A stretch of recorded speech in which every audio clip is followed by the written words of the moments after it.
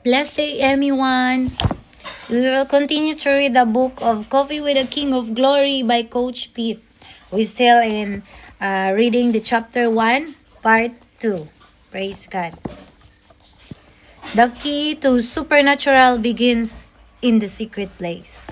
Go to where you commune with the Lord and shut the door. Leave the cell phone behind. You don't need to text anyone while you are in the presence of the Holy Spirit. God knows your thoughts and the intents of your heart. He is a jealous God. When you are madly in love with someone, do you sit and text someone else while they are talking to you? Of course not. In the Sermon on the Mount, Jesus said in Matthew chapter 6 verse 6, "But when you pray, go into your most private room. Close the door and pray to your Father who is in secret place. And your Father who sees what is done in secret will reward you." Amen. Praying to God is really quite simple. Take the time to get up early, turn off the cell phone, internet, or television, and wait on Him. Talk to the Holy Spirit. He is a person. Have a conversation with Him and be led by Him in your prayer time. Oftentimes, my mind drifts off while I am praying, but the Holy Spirit is ever faithful to inspire me to get back on course. The Holy Spirit is such a dear friend. He is there for you to encourage you, to strengthen you, to help you with your daily life. One time, when my wife was going to travel, we looked everywhere for her passport. I mentioned it to my sister and she told me to pray and ask the Holy Spirit to reveal its location. So I prayed and I got a thought to check my wife's briefcase. Sure enough, there it was.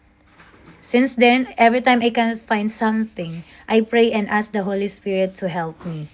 He is ever so faithful. He constantly reminds me of things I need to do at work and pushes me to work more diligently.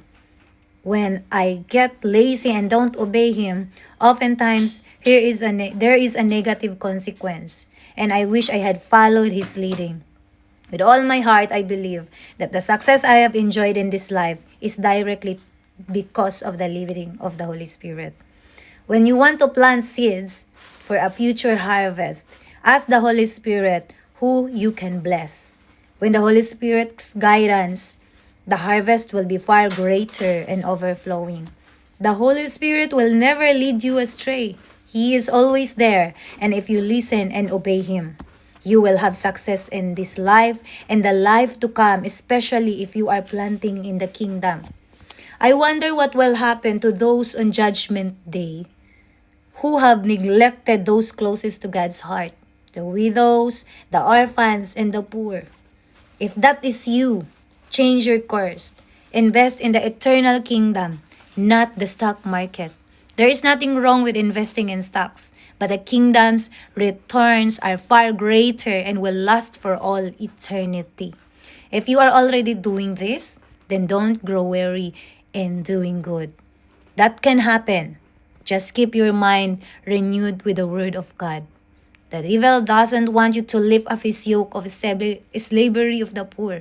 He wants them to stay under his control. There is a widow in Kenya who was homeless but now is doing mighty ministry works because someone invested in her. The key here is that God will use people to bless other people, and the angels record every act of kindness you do for others. Don't ever say, "I don't have money, I can't bless you." Yes, you can. Your prayers, a helping hand, lending a listening ear to hear someone's troubles, giving of your time and money can be a great blessing to others.